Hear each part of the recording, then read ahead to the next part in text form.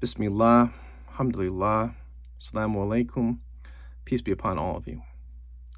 So 2 videos ago, when I was talking about the psychology of TikTok, I talked about the experience of fun and entertainment and how the experience of that changes over time. And it changes in as sure a way as the change of the color of your hair turning gray and the wrinkles in your skin will change, because it has to do with your neurological development, with the way that the makeup and the chemistry of your brain changes over time and as you get older, because it changes just as any other part of your body changes.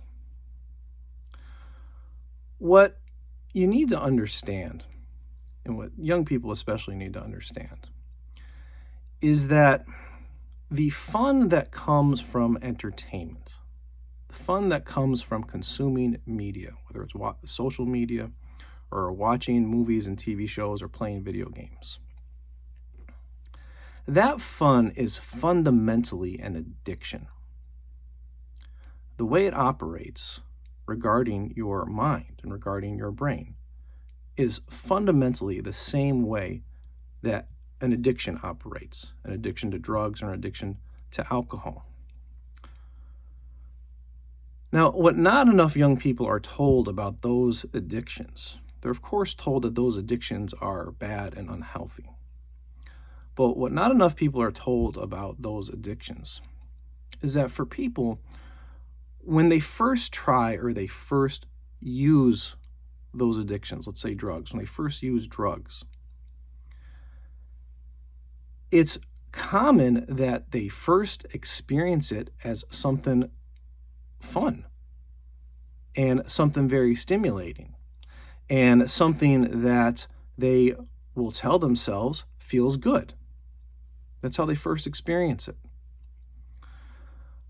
And the reason that they experience it that way directly has to do with their brain chemistry and the direct effect that drugs have on your brain chemistry, on how they rework it and how they cause certain chemicals to be released. And in the beginning of using it, it feels very good, it feels very stimulating. And someone can easily, when they're first doing it, in spite of what they were told about it, they can feel like it's actually something good. And they can especially feel that way if they have some type of emotional unfulfillment in their life. And that is not something that is uncommon to anybody, really. But what young people need to understand, what anyone needs to understand about that, is that initial high that is felt, that initial good feeling that is felt from doing drugs or partaking in anything that can become an addiction. It happens because of the release of chemicals in the brain, and experiencing those new chemicals as something highly stimulating. But it doesn't take too long before your brain comes to recognize the release of those chemicals as something normal and as the normal state that your brain should be in. Now, when that happens, the stimulation from whatever the addiction is, it's not experienced as something that is, it's not as high an experience as it was previously felt by the addict. But now what's going on is the brain experiences it as its normal state. Having the drugs or having the outside things stimulate those chemicals in the brain is now experienced as something normal by the brain. So when the high stimulation wears off, it doesn't cause the addict to leave it. But what happens is, if they do leave it, or if they don't have it, the brain will experience that as something negative, and therefore the person will experience it as something negative. And how are they likely to feel? They're very likely to feel depressed. They're very likely to feel agitated or angry or any type of negative, but usually depression. Usually depression is the most common thing.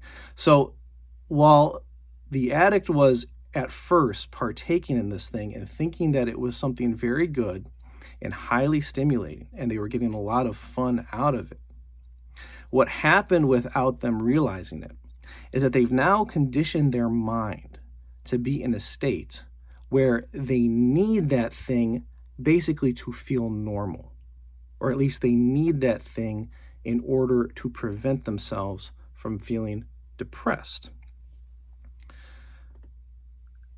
Now, most basically, it's complex, but most basically, this relates to the chemical dopamine. And I'm not going to get too into drugs because we're talking about media and entertainment here. And certainly with media and entertainment, it relates to the chemical dopamine. And with drugs, it can relate to different chemicals. But most basically, we're talking about the release of the chemical dopamine. Now, a lot of people understand nowadays that the consumption of media, the stuff on our phones, getting things like getting notifications on your phone, getting likes on your phone, all that type of stuff, that it causes dopamine releases in the brain. And of course, the media companies that make all this stuff know that very well. People understand that now pretty well. What I don't find that people understand as well is the different purposes and functions of dopamine in the human brain in different stages of life. And it is particularly important to understand its purpose during adolescence. And adolescence, as defined in psychology, defined in neurology, the study of the brain, adolescence is roughly the ages of 12 to 25. Okay, you could give or take a few years depending on the person.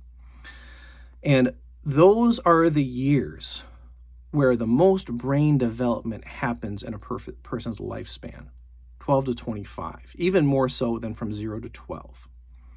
So that's what I'll talk about in the next video, inshallah, the way that dopamine operates in the adolescent brain versus how it operates in the adult brain, and what young people need to understand about this in order to have the right knowledge that you need to motivate you to do some long-term decision-making at this point in your life in adolescence, as opposed to short-term decision-making, because there's many things trying to pull you to short-term decision-making.